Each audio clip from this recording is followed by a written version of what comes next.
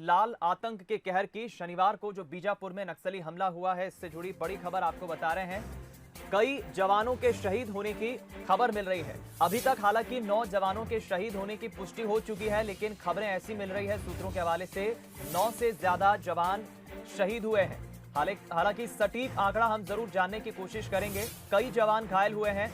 हमले का एक नया वीडियो सामने आया है जहां पर यह नक्सली हमला हुआ बीजापुर में, और तस्वीरें आपको दिखाते हैं। देखिए, ये तस्वीरें एक्सक्लूसिव आप बंसल न्यूज पर इस वक्त देख रहे हैं। तस्वीरें विचलित भी कर सकती हैं, इसलिए हम आपको एग्जैक्ट तस्वीरें नहीं दिखा रहे हैं, ब्लर करके हमें आपको दिखाना पड़ रहा है।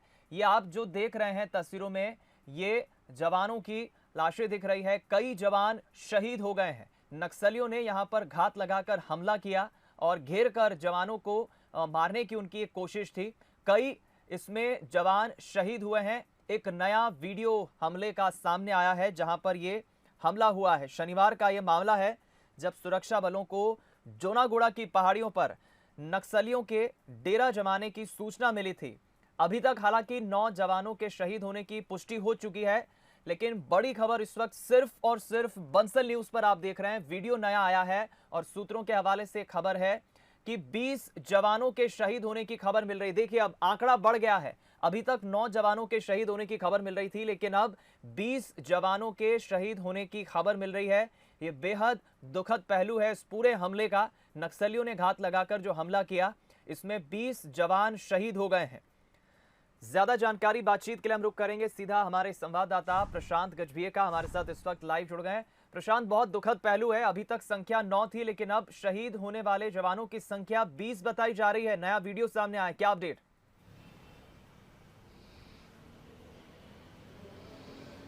जी बिल्कुल दीपक, जिस तरीके से जब कल घटना हुई, घटना के बाद जो जानकारी मिल रही थी कि 5 जवान शहीद हुए हैं इस घटना में, उसके बाद ये बिल्कुल संशय बना हुआ था कि ये आंकड़े जो है बढ़ सकते हैं और बढ़कर जो है 9 जवानों के शहीद होने की खबर सुबह तक मिल पा रही थी। लेकिन जैसे ही ग्राउंड जीरो की ये तस्वीरें सामने आई, और ग्राउंड जीरो में आप देख सकते हैं कि जो तस्वीरें आप दिखा रहे हैं उसमें 9 जवानों से अधिक जवानों के शव वहाँ पर पड़े हुए हैं। वहाँ पर जिस तरीके से जो मुठभेड़ हुई है, मुठभेड़ में घटना स्थल की जो तस्वीरें आई हैं वो विचलित करने वाली हैं।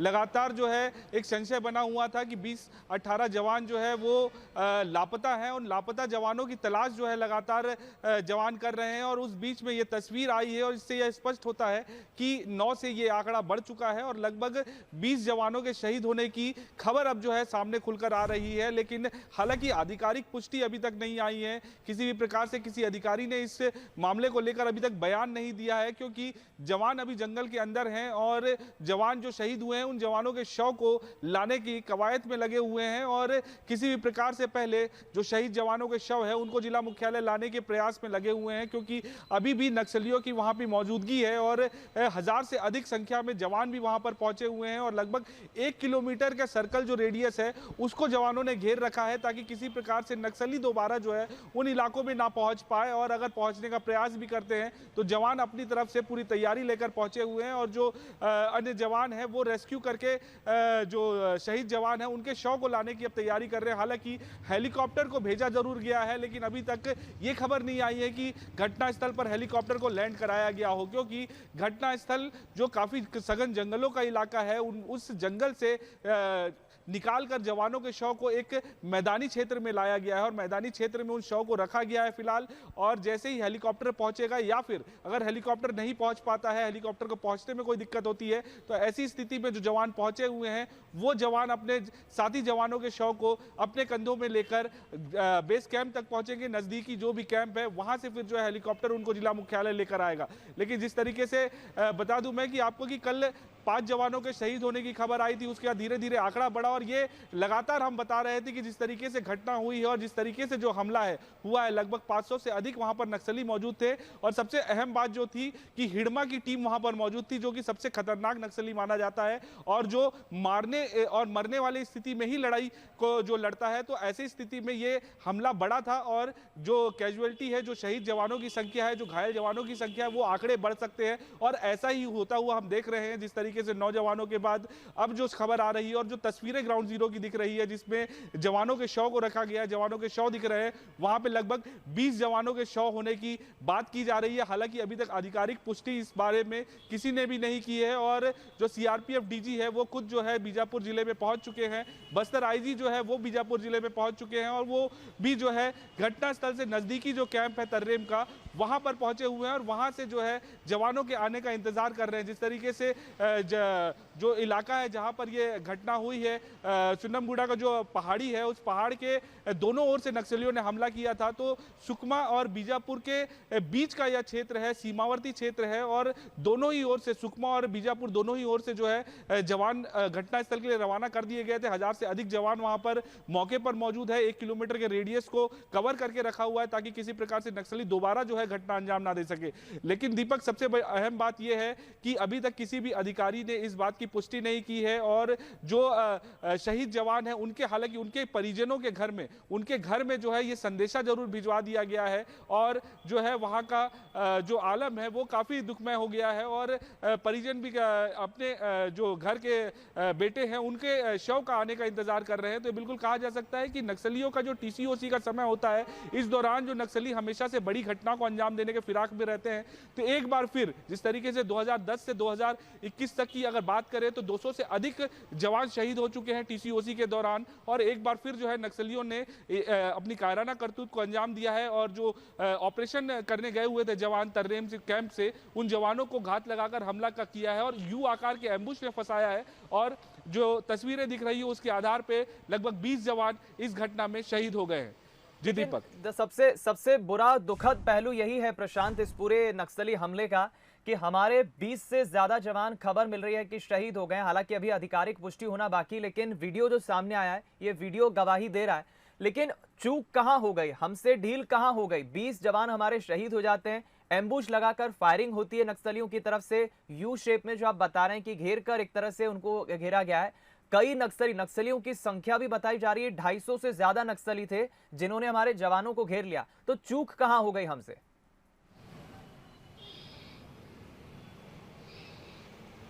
दीपक, मैं बता दूं, घटना स्थल में जो लोग मौजूद थे, जो जवान मौजूद थे, जब उनसे बातचीत हुई तो उनका स्पष्ट रूप से कहना था कि नक्सलियों की तरफ से कम 500 से अधिक की संख्या में वहां पर नक्सली मौजूद थे। उसमें महिला नक्सली और पुरुष नक्सली दोनों वर्दीधारी नक्सली मौजूद थे और 500 से अधिक की संख्या में अगर किसी इलाके में अगर नक्सली मौजूद है तो ऐसी स्थिति में अगर जवानों का सूचना तंत्र क्या कर रहा था, किस तरीके से पुलिस विभाग का सूचना तंत्र काम कर रहा है, क्योंकि लगातार उन इलाकों में ड्रोन की मदद से तस्वीरें खींची जाती है और कई बार हमने देखा भी है, कई बार हमने जो है दर्शकों को भी दिखाया है कि ड्रोन की तस्वीरें और ड्रोन से जो है नक्सलियों की मूवमेंट को देखा जाता है पुलिस द्वारा। लेकिन इस बार क्यों? क्योंकि सबसे बड़ी बात यह है कि 4 कैंपों से 2000 जवानों को अगर ऑपरेशन के लिए निकाला गया था तो उन इलाकों में नक्सलियों की मौजूदगी की सूचना जरूर थी, लेकिन क्या नक्सली उन पहाड़ियों में 500 से अधिक संख्या में मौजूद है, ये इस बात की क्या सूचना पुलिस जवानों तक नहीं? ये बड़ा सवाल प्रशांत खड़ा हो रहा है कि आखिर जब जानकारी थी अफसरों को पहले से बड़ा हमला होने का एक अंदेशा था तो फिर तैयारी क्यों नहीं की गई?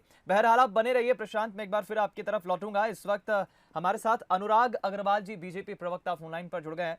अनुराग जी, बहुत दुखद पहलू है मैं कहूंगा इस पूरे नक्सली हमले का, हमारे 20 जवान शहीद हो गए हैं, आपकी पहली प्रतिक्रिया? बहुत सी स्पष्ट बात है कि प्रदेश एक बहुत बड़ी गंभीर परेशानी से अभी जूझ ही रहा है। कोरोना ऐसी महामारी जिसमें हजारों लोग संक्रमित हो गए हैं और ये प्रदेश नेतृत्वहीन पड़ा हुआ है। हमारे मुख्यमंत्री जी राजनीतिक पर्यटन में असम में घूम रहे हैं। नेतृत्व की जरूरत है इस प्रदेश को और स्पष्ट दिशा निर्देश की जरूरत है। 2.5 साल में सरकार ने कोई भी स्पष्ट दिशा निर्देश नहीं जारी किए, नस्लियों पे कोई नीति नहीं बनाई है। कभी ये मित्र कहते हैं, कभी गोली की जवाब बोली से बात करने की बात करते हैं, कभी समझौता की बात करते हैं।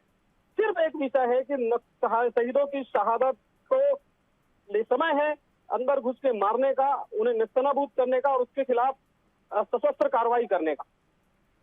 बिल्कुल ठीक कहा आपने अनुराग जी, लेकिन वही बड़ा सवाल यही है कि एक बार पहले भी 10 दिन पहले की ही बात है जब नारायणपुर में बड़ा आईडी ब्लास्ट हुआ था और उस वक्त भी हमारे 5 जवान शहीद हो गए थे।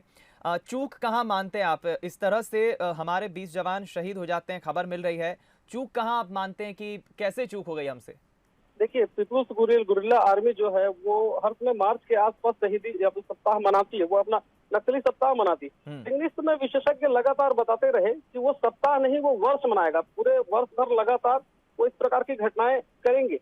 धीरे धीरे जब घटनाएं बढ़ने पड़ी तभी सरकार को सतर्क हो जाना चाहिए कि कोई ना कोई बड़ी वारदात के लिए ये तैयारी कर रहे हैं। लेकिन सरकार ने अपनी तैयारी और इच्छा शक्ति दिखाई नहीं, जो बयानबाजी में लगी रही। ऐसा लगता है कि सरकार को केंद्र सरकार से मिलकर इस विषय पे एकदम एक स्पष्ट गाइडलाइन, एक दिशा निर्देश तय करके उस पर कार्य करने की आवश्यकता है और इस विषय को राजनीति से बिल्कुल अलग रख के काम करने की आवश्यकता है। चलिए, बहुत बहुत धन्यवाद अनुराग जी प्रतिक्रिया देने के लिए, बातचीत के लिए। बीजेपी प्रवक्ता हमारे साथ जुड़े फोन लाइन पर। और देखिए, पूरी दुखद पहलू है इस पूरी खबर का। अभी तक पहले जानकारी मिली थी 5 जवान, फिर 8, 9 और अब संख्या बढ़कर 20 हो गई है। 20 जवानों के शहीद होने की खबर मिल रही है और ये एक्सक्लूसिव वीडियो आप इस वक्त बंसल न्यूज़ पर देख रहे हैं। तस्वीरें विचलित कर सकती हैं। अब हम रुक कर लेते हैं हमारे न्यूज़ एडिटर अभिषेक शुक्ल का, इस वक्त हमारे साथ लाइव जुड़ गए। अभिषेक, बहुत दुखद पहलू है। कल हमने तस्वीरें भी देखी थी, कई घायल जवानों को रायपुर लाया गया था हॉस्पिटल में इलाज के लिए। कई जवानों का बीजापुर के ही अस्पतालों में इलाज चल रहा है। लेकिन ये खबर बहुत हमें पीड़ा भी पहुंचाती है। 20 जवान हमारे शहीद हो गए हैं और अभी भी सर्चिंग ऑपरेशन जारी है। क्या इनपुट्स है आपके पास? बिल्कुल दीपक, देखिए 20 जवानों के शहादत की खबर आ रही है। हालांकि किसी भी अधिकारी ने इस बात को सामने आकर पुष्टि नहीं की है, लेकिन जो वीडियो यहां पर देखा जा रहा है उसमें वीडियो में तो 20 से ज़्यादा शव वहां पर नज़र आ रहे हैं फिलहाल। लेकिन उन जवानों को अभी रेस्क्यू करके लाने का काम चल रहा है। बताया जा रहा है कि यही वही इलाका है जहाँ पर एम्बुश लगाकर नक्सलियों ने हमला किया था यू शेप में, जैसा कि सहयोगी प्रशांत भी बता रहे थे। तो लगातार ये कैजुअलिटी बढ़ रही है। 30 से ज़्यादा जवानों के घायल होने की बात सामने आ रही है। केंद्रीय गृह मंत्री अमित शाह ने मुख्यमंत्री भूपेश बघेल से फ़ोन पर बात की है, पूरे घटना की जानकारी ली है। मुख्यमंत्री ने पूरे इलाके और पूरे घटना की जानकारी दी है। ठीक। तो साथ ही केंद्रीय मंत्री ने कहा है कि केंद्र और राज्य सरकार मिलकर नक्सलियों का मुकाबला करेंगे। मैं लौटूंगा अभिषेक आपके पास, आप बने रहिए हमारे साथ। इस वक्त हमारे साथ यशवर्धन राव जी, कांग्रेस प्रवक्ता, फोन लाइन पर जुड़ गए हैं जगदलपुर से। राव साहब, क्या कहेंगे? बहुत दुखद पहलू है। नक्सली हमले में हमारे 20 जवानों के शहीद होने की खबर मिल रही है। अभी हालांकि आधिकारिक पुष्टि नहीं हुई है, लेकिन एक्सक्लूसिव वीडियो बंसल न्यूज पर हम दर्शकों को भी दिखा रहे हैं। कहां चूक हो गई हमसे? ये नक्सलियों के हताशा का परिणाम है। नक्सली चूंकि प्रदेश सरकार और केंद्र सरकार दोनों के संयुक्त प्रयास से सीआरपीएफ और कोबरा बटालियन, ये सभी चौतरफा जो घेर रहे हैं इनको, तो इसके कारण ये अपनी उपस्थिति दर्ज कराने के लिए केंद्रीय दल इनका जो है हिडमा के नेतृत्व में ये लोग सीआरपीएफ के ऊपर हमला करके अपनी हताशा का परिचय है इनका। और निश्चित रूप से ये दुखद है। शहीद हमारे जवान काफी संख्या में शहीद हुए हैं, ये दुखद तो है, लेकिन नक्सली भी काफी संख्या में मारे गए हैं, ऐसी सूचना हम लोगों को भी मिल रही है बीजापुर और अंदरूनी इलाकों से। तो निश्चित रूप से दुखद घटना के साथ साथ इनकी हताशा का परिणाम है। नक्सली अब अपने अंतिम दिनों की ओर हैं। तो चूंकि केंद्रीय दल और केंद्रीय सरकार और राज्य सरकार मिलकर नक्सलियों को एक माकूल जवाब देने की तैयारी में है, जिसके कारण ये घटना हुई है। चलिए, धन्यवाद बातचीत करने के लिए। चलिए, हम जरूर बीजेपी कांग्रेस प्रवक्ता मेहमानों की भी प्रतिक्रिया ले रहे हैं, लेकिन जाहिर है कि यहाँ चूक कहाँ हो गई, ये सबसे बड़ा सवाल है। क्योंकि खबरें ये भी है कि अफसरों को पहले से ही बड़ा हमला होने का अंदेशा था। यहाँ नक्सलियों की पूरी एक बटालियन और कई प्लाटून हमेशा तैनात रहती है। इस पूरे इलाके की कमान महिला नक्सली सुजाता के हाथों में है और ऐसा माना जा रहा है कि अफसरों को पहले से ही इस बात का अंदेशा था कि जवानों पर नक्सलियों का बड़ा हमला हो सकता है और यही कारण था कि पूरे इलाके में 2000 से ज्यादा जवानों को उतारा गया। लेकिन एम्बुश लगाकर फायरिंग की गई और एक यू शेप में जिस तरह से घेरकर जवानों पर फायरिंग हुई, मुठभेड़ हुई, इसमें हमारे कई जवान शहीद हो गए। न्यूज एडिटर अभिषेक लगातार हमारे साथ बने हुए हैं। अभिषेक, चूक की हम अगर बात करें तो जैसा कि खबरें मिल रही है कि जानकारी भी थी अफसरों को कि बड़ा हमला हो सकता है, लेकिन नक्सलियों की संख्या पर अगर हम नजर डालें तो 250 से अधिक नक्सली बताए जा रहे हैं जिन्होंने पूरी रणनीति के तहत यू शेप में एम्बुश लगाकर फायरिंग की और शायद यहीं पर चूक हो गई।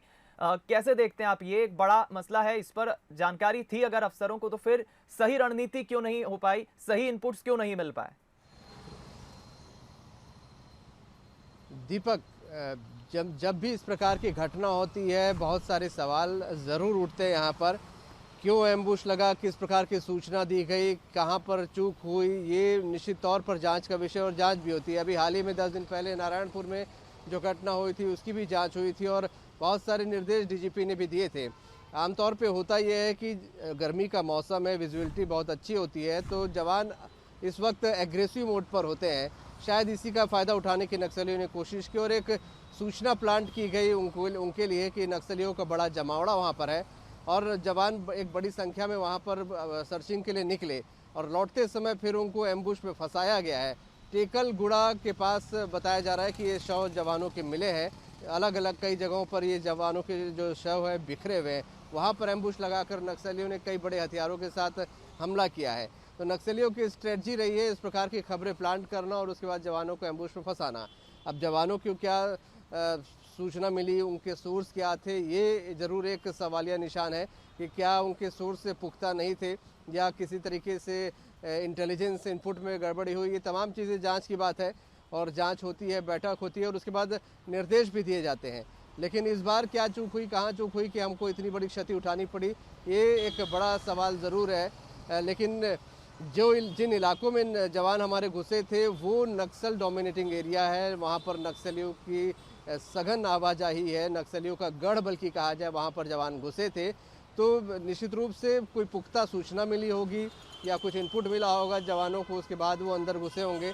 अब ये ट्रैप था, ये तमाम चीज़ें जांच के बाद पता चलेंगी। लेकिन एक बड़ा नुकसान ज़रूर हुआ है। जो शव दीपक आप देख रहे हैं वो बता रहे हैं कि एक बड़ा नुकसान यहाँ पर हमको हो गया है।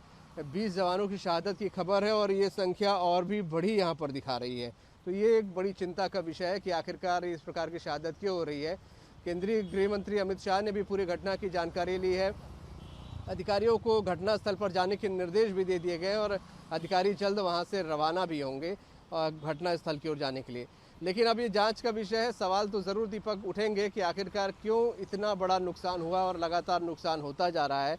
पिछले 10 दिन पहले जब एक बड़ा नुकसान हुआ था, उसके बाद क्या इंटेलिजेंस में कोई कमी आई या किसी प्रकार की और दिक्कत थी कि जवान एक बार फिर से ट्रैप में फंस गए। हिड़मा इस पूरे घटना को लीड कर रहा है, ये जानकारी सामने आई है। इस पूरे हमले को उसने लीड किया है जी। तो एक खतरनाक नक्सली है। उस इलाके में जवान गए थे, हालांकि तादाद जवानों की भी अच्छी खासी थी, लेकिन जवान को क्या सूचना मिली, क्या इनपुट मिला, क्या उनका इंटेलिजेंस था, ये ज़रूर सवाल यहाँ पर उठ रहे हैं। और इसी ट्रैप में लगता है जवान फंसे हैं, उनको गलत सूचना देकर नक्सलियों ने फंसाया है। चलिए आप बने रहिए अभिषेक हमारे साथ, मैं फिर लौटूंगा आपकी तरफ। लेकिन एक बड़ा सवाल यही है, अभी हालांकि जांच का विषय है, चूक कहां पर हुई, इनपुट्स अगर जब थे पक्के और अफसरों को इस बात की जानकारी थी, अंदेशा था बड़ा हमला होने का, तो फिर आखिर ठीक से तैयारी क्यों नहीं की गई। प्रशांत भी हमारे सहयोगी इस वक्त हमारे साथ बने हुए हैं। प्रशांत, अभी बड़ी खबर यह भी मिल रही है, सीआरपीएफ के डीजी छत्तीसगढ़ पहुंच चुके, क्योंकि केंद्रीय गृह मंत्रालय ने भी संज्ञान लिया है।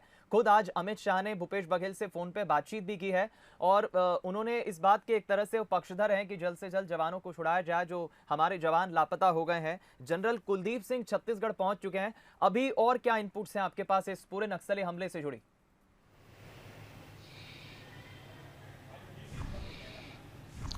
जी बिल्कुल, सीआरपीएफ के डीजी खुद बीजापुर पहुंच चुके हैं और जो घटनास्थल का नज़दीकी कैंप है तर्रेम, वहां तक जो है वो पहुंचे हैं। इससे पहले जो घटनास्थल में जो कल जो मुठभेड़ हुई है उसमें जो घायल जवान थे और घायल जवान जो जिनका इलाज बीजापुर में चल रहा है जिला अस्पताल में, उनसे उन्होंने मुलाकात की और घटना के बारे में जानकारी ली। जानकारी लेने के बाद घटनास्थल के नज़दीकी कैंप तर्रेम कैंप में वो पहुंचे हुए हैं और इंतज़ार कर रहे हैं कि जो पार्टी गई हुई है, जो पुलिस फोर्स गया हुआ है अपने साथी जवानों के शव को और जो लापता जवान है उनको लाने के लिए, तो उनके वापसी का इंतजार किया जा रहा है। उसके बाद जो है नई रणनीति पे तो चर्चा होगी। चलिए प्रशांत, रुकना चाहूंगा, भूपेश बघेल कुछ कह रहे हैं, सुन लेते हैं। 20 कंफर्म हो गया ना? हाँ कंफर्म हो गया। जबरदस्ती मत कराओ जब तक मुझे अधिकारी को नहीं पता। छत्तीसगढ़ के मुख्यमंत्री भूपेश बघेल क्या कह रहे हैं, सुन लेते हैं। बड़ी नक्सल घटना हुई है और हमारे जो जवान हैं वो सर्चिंग में निकले थे, एक टुकड़े के साथ वो घात लगा बैठे थे, आक्रमण हुआ है। हमारे जवान भी ज़बरदस्त मुकाबला किया है और जहाँ एक और हमको नुकसान हुआ है, हमारे जवान शहीद हुए हैं, वहीं नक्सलियों के भी छक्का छुड़ाने का काम हमारे जवानों ने किया है और बहुत बड़ी क्षति नक्सलियों का हुआ है।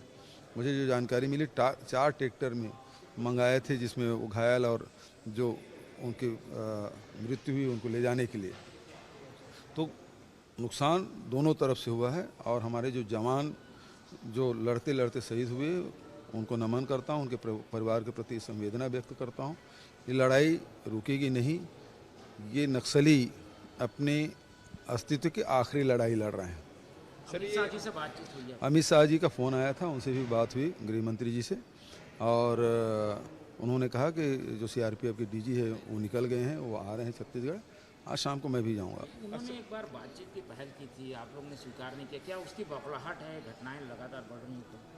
नहीं, वो जिस शर्त कहते हैं कि पूरा यहाँ से कैंप उठा लो, तो ये शर्त तो स्वीकार हो ही नहीं सकता। हमारी शर्त ये है कि वो संविधान पे विश्वास व्यक्त करे और हथियार छोड़े। हम बात करने के तैयार हैं। नाराज हो गए हैं ऐसा लगता है। घटनाएं देखिए, इस समय ये जो समय है उसमें आप देखेंगे तो घटनाएं इसी दौर में ज़्यादा होता है, क्योंकि सर्चिंग के लिए हम लोग निकलते भी हैं, एरिया डोमिनेशन के लिए निकलते हैं, तो उसमें घटनाएं होती है। लेकिन बुरी तरह से सुकमा बीजापुर का जो इलाका है उसमें बहुत सिमट के रह गए हैं। हमने बहुत सारे एरिया उनसे छुड़ा लिया है। ये उनकी बखलाहट है, लगातार कैंप लगते जा रहा है और उसके जो मान में है वो कैंप हम लोग इस्टेब्लिश करने जा रहे हैं, तो इस कारण से बखलाहट उनकी है। आज प्रचार का आखिरी दिन है और शाम को लौट जाएंगे।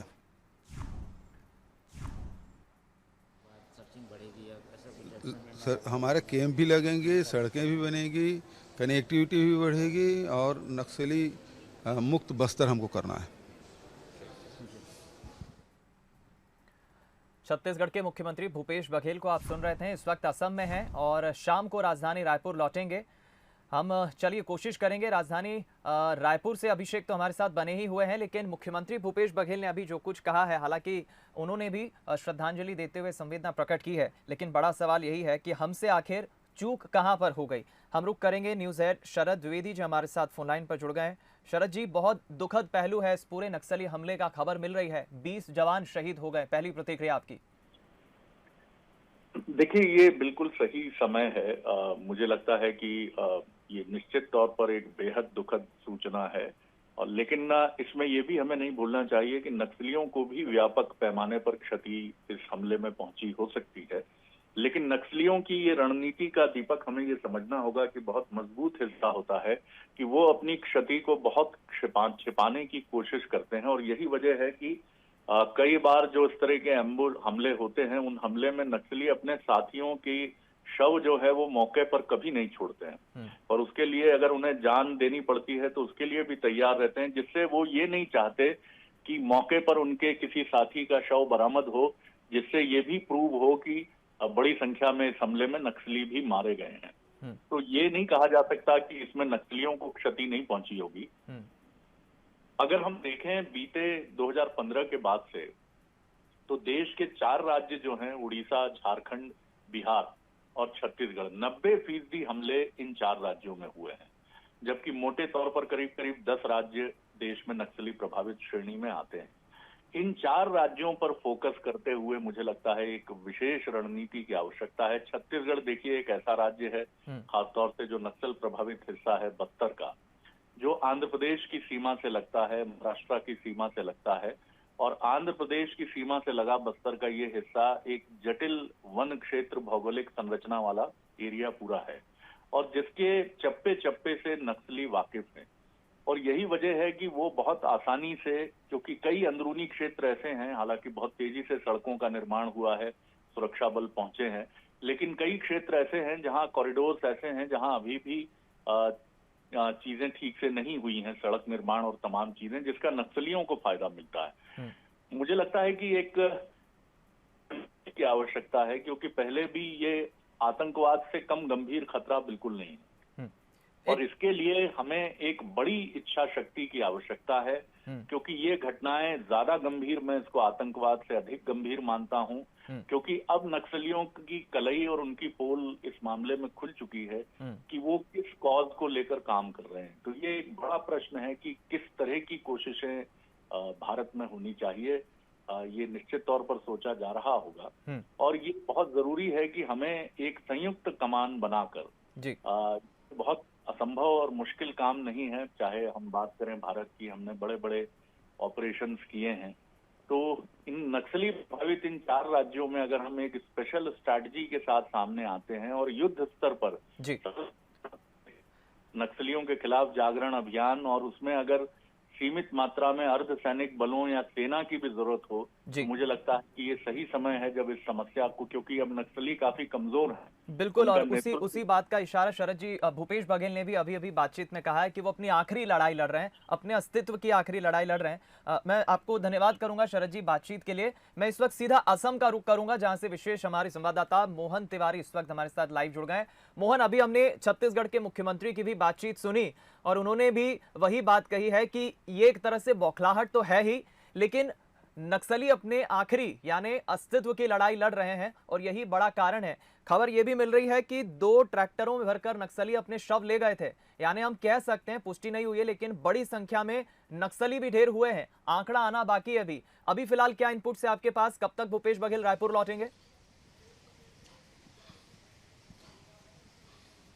देखिए, मुख्यमंत्री भूपेश बघेल ने पूरे हालात की अभी समीक्षा की है और जैसे कि हमारी उनसे बातचीत हुई है तो जो तेवर और जो रणनीति छत्तीसगढ़ नक्सलियों के खिलाफ अपना के चल रहा है उसमें और तेजी आएगी। मुख्यमंत्री भूपेश बघेल के मुताबिक ये है कि ये नक्सलियों की बौखलाहट है, वो इसलिए भी है क्योंकि लगातार उनके जो क्षेत्र हैं कुछ छोटे क्षेत्रों में उन्हें समेटकर छत्तीसगढ़ पुलिस ने रख दिया है। छत्तीसगढ़ सरकार लगातार उनसे लड़ाई लड़ रही है और ये जो घटना बीजापुर के सामने आई है जिसमें हताहत जवानों की संख्या 20 हुई है, लेकिन उन जवानों ने बहादुरी से न केवल लड़ाई लड़ी बल्कि एक बाकी है टीम निकली हुई है और मैं उनके परिवार के प्रति संवेदना व्यक्त करता हूँ। साथ ही इनकी जो शहादत है वो बेकार नहीं जाएगी और पूरी ताकत के साथ लड़ेंगे। जहाँ तक की बात नक्सलियों की है, वो अपने अस्तित्व की आखिरी लड़ाई लड़ रहे हैं। सर, कोई आंकड़ा निकल के आया है कि कितने लोग घायल हैं, मिसिंग हैं और शहीद हुए हैं? कुछ आंकड़ा आपके पास आया? जो 7 घायल हुए थे उसको रायपुर शिफ्ट कर दिया गया है, वो सब आउट ऑफ डेंजर हैं और थोड़े बहुत और जो चोटें आई थी तो जिला अस्पताल में उसको भर्ती कर दिया गया, वो सब ठीक हैं। 21 लोग लगभग मिसिंग है, उसके रेस्क्यू के लिए टीम गई हुई है। जी, अमित शाह जी से भी, गृह मंत्री से भी आपकी बातचीत हुई है? क्या बातचीत हुई है सर? अमित शाह जी का फ़ोन आया था अभी सुबह और इस मामले में बातचीत की और उन्होंने कहा जो सीआरपीएफ के डीजी हैं उसको भेज रहे हैं, वो पहुंच जाएंगे और फिर आगे की जो प्लानिंग है उसमें लगेंगे। तो ये संयुक्त रूप से ये अभियान चल रहा है। लोकल हमारी जो डीआरजी है और सेंट्रल पैरामिलिट्री फोर्स है, दोनों संयुक्त अभियान था, सर्चिंग में निकले हुए थे और इसमें ये घटना हुई। सर, क्या अभी आप बिल्कुल शाम को जा रहा हूँ। छत्तीसगढ़ के मुख्यमंत्री भूपेश बघेल को आप सुन रहे थे। उन्होंने श्रद्धांजलि दी है सभी 20 जवानों की जो शहीद होने की खबर मिली है, शहादत की। दूसरी तरफ वो ये भी कह रहे हैं कि एक तरह से साफ स्पष्ट नजर आता है बौखलाहट तो है ही नक्सलियों की। हमारे साथ वर्णिका इस वक्त फोनलाइन पर जुड़ गई हैं, नक्सल एक्सपर्ट हैं। हमारे दोनों सहयोगी भी हमारे साथ बने हुए हैं। वर्णिका, बहुत दुखद पहलू है ये खबर, कल भी मिली थी मुठभेड़ की, लेकिन अभी खबर मिली है 20 जवान हमारे शहीद हो गए, शहादत की खबर मिली है। मुख्यमंत्री कहते हैं कि अपने अस्तित्व की आखिरी लड़ाई नक्सली लड़ रहे हैं, बौखलाहट भी दिखती है उनकी। लेकिन क्या मानती हैं आप इस पूरे नक्सली हमले से जुड़ी आपकी पहली प्रतिक्रिया मैं लेना चाहूंगा। देखिए, नक्सली इस प्रकार की जो प्रतिक्रिया या जो घटनाओं को अंजाम दे हैं वो निश्चित ही उस क्षेत्र में अपनी दहशत को बढ़ाना चाहते हैं। यदि के हिसाब से कहूँ तो अब वो बिल्कुल जगह में विध्वंसक रणनीति के तहत काम करने के लिए आ गए हैं। मतलब अब उनको भय और आतंक वो मार्च के महीने में या अप्रैल की शुरुआत में आपकी वर्णिका ठीक से आवाज मुझ तक नहीं आ पा रही। मैं एक बार फिर आपके पास लौटूंगा, थोड़ा आप नेटवर्क में आ जाए, आपकी आवाज ठीक से नहीं पहुंच पा रही है। वर्णिका शर्मा हमारे साथ नक्सल मामलों की जानकार हैं, फोनलाइन पर जुड़ी है। जी, एक बार फिर मैं चाहूंगा जी अपनी बात पूरी करिए। चलिए, लगता है एक बार हमारा संपर्क टूट गया, एक बार फिर हम जरूर बातचीत करने की कोशिश करेंगे। मोहन हमारे साथ असम से बने हुए हैं लाइव। मोहन, अभी भूपेश बघेल को भी हम सुन रहे थे, शाम तक राजधानी रायपुर लौटने का उनका कार्यक्रम है, और क्या इनपुट्स है अभी आपके पास?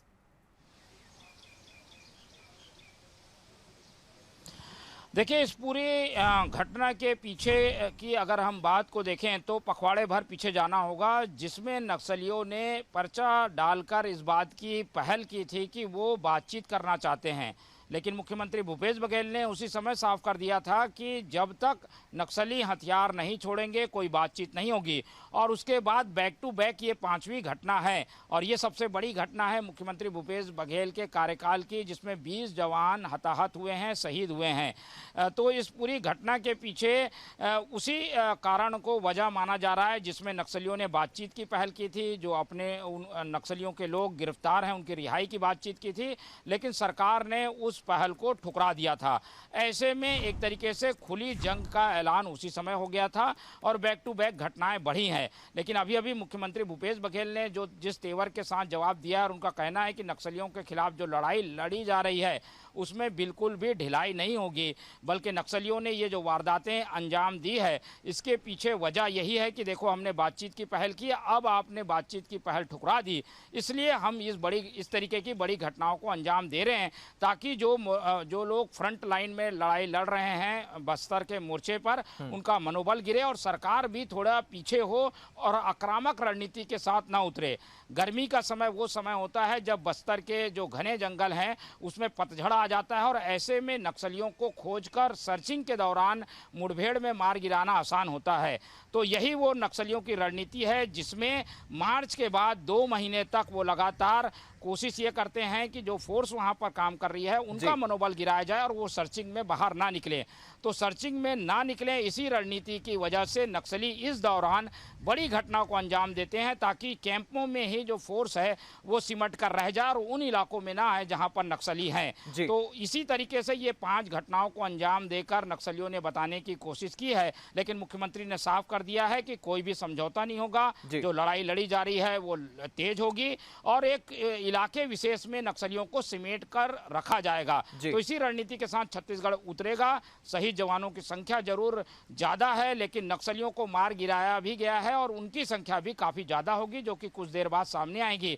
और 4 ट्रैक्टरों में अगर शहीदों जो नक्सली मारे गए हैं उनके शव को ले गए हैं नक्सली, तो आप समझ सकते हैं कि इनकी संख्या 40 से अधिक होगी। तो इस तरीके से आप समझ सकते हैं कि फोर्स ने कितनी बहादुरी से ये लड़ाई लड़ी है। बिल्कुल समझा जा सकता है और जाहिर तौर पे ये पूरा समझ आता है बौखलाहट नक्सलियों के। आप बने रहिए मोहन, एक बार फिर हमारे साथ नक्सल मामलों की जानकार वनिका शर्मा फोन लाइन पर जुड़ गई हैं। जी वनिका जी, अपनी बात पूरी करिए आप। हाँ जी, इनकी जो रणनीति है ये अभी लगातार बदलने वाली रणनीति है, लेकिन अब ये मैच्योर्ड गुरिल्ला एक्शन के तहत काम करेंगे अभी आने वाले दिनों में भी। ये इनका एक प्रकार का पैंतरा था, पर्चे देना और पत्र के माध्यम से शांति की बात करना, ये केवल एक नाटकीय मोड़ था, इनका पैंतरा था। क्योंकि इसके दौरान भी जो इनको इंटरवल मिलता तो उसके बाद ही वो वही कृत्य करते जो वो आज कर रहे हैं। ये मैच्योर्ड गुरिल्ला एक्शन ये हम वर्णिका जी ये भी देख रहे हैं गतिविधि को अंजाम देते हैं। शांति वार्ता प्रस्ताव भेजने के बाद से नक्सली हमले तेज हो गए। उन्होंने, मुझे याद है, 3 शर्तें भी रखी थी कि एक तो जो सुरक्षा बल तैनात हैं जो अपने हाथों में हथियार लेके हमें टारगेट कर रहे हैं उन्हें दूर किया जाए, हमारे जो नेता जेलों में बंद हैं जिन्हें आपने किडनैप कर लिया उन्हें रिहा किया जाए।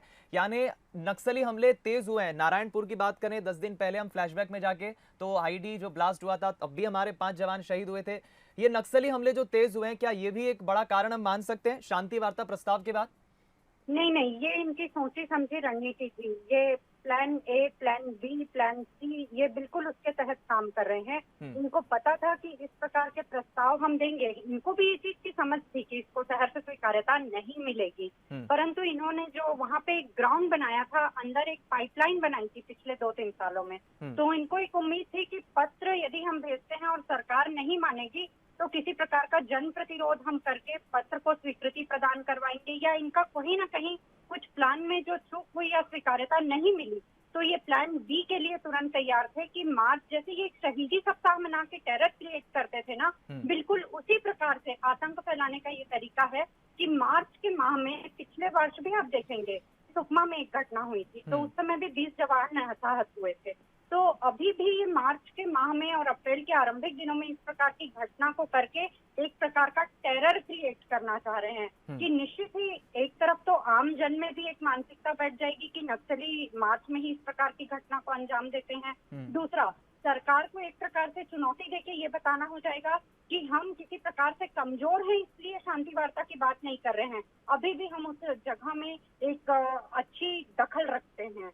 और एक परिपक्व गुरिल्ला पोजीशन रखते हैं। ये मैच्योर्ड गुरिल्ला एक्शन के तहत की जाने वाली रणनीति है। और तीसरा प्रभाव ये सुरक्षा बलों के मनोबल को ध्वस्त करके करना चाहते हैं, क्योंकि दृष्टि का परास जो होता है वो इन गर्मी के दिनों में बढ़ता है और जो काउंटर इंसर्जेंसी है उसकी सफलता की संभावना भी सुरक्षा बलों की तरफ से बढ़ जाती है। तो ये उनको मनोबल के रूप में तोड़ के ये 3 प्रकार से हमको हानि पहुंचाने की एक तरीके की रणनीति है। बिल्कुल बिल्कुल ठीक कहा आपने वर्णिका जी। मैं समझता हूँ जवानों के मनोबल को ठेस पहुंचाना, उनके मनोबल को गिराना, सरकार को चैलेंज देना, ये जरूर एक रणनीति के तहत इन्होंने अंजाम दिया है। बहुत बहुत धन्यवाद आपका इस खबर पर हमारे साथ जुड़ने के लिए, बातचीत करने के लिए। तो फिलहाल इस पूरे मामले में अभी खबर ये भी है, सीआरपीएफ के डायरेक्टर जनरल कुलदीप सिंह इस वक्त छत्तीसगढ़ पहुंच चुके हैं, क्योंकि खुद केंद्रीय गृह मंत्रालय ने भी संज्ञान लिया है इस पूरे मामले में। अमित शाह ने अब से कुछ देर पहले सुबह मुख्यमंत्री भूपेश बघेल से फोन पर बातचीत की है और पूरी जानकारी ली है और हर संभव मदद उपलब्ध कराने का भी आश्वासन अमित शाह ने दिया है। और दूसरी तरफ राजधानी रायपुर आज शाम तक भूपेश बघेल लौट आएंगे। गृह मंत्रालय छत्तीसगढ़ का भी एक्टिव है। दूसरी तरफ पी सुंदरराज जो आईजी हैं बस्तर के, वो भी पहुंच चुके हैं। लेकिन अभी आधिकारिक पुष्टि होना बाकी है। ये जो तस्वीरें आप एक्सक्लूसिव बंसल न्यूज पर देख रहे हैं, ये विचलित कर देने वाली तस्वीरें हैं। पुष्टि अभी तक नहीं हुई है, लेकिन ये तय है कि हमारे 20 से ज़्यादा जवान, करीब 20 जवानों के शहीद होने की खबर अभी मिली है। और ये ताज़ा वीडियो आप देख रहे हैं जो अभी सामने आया है।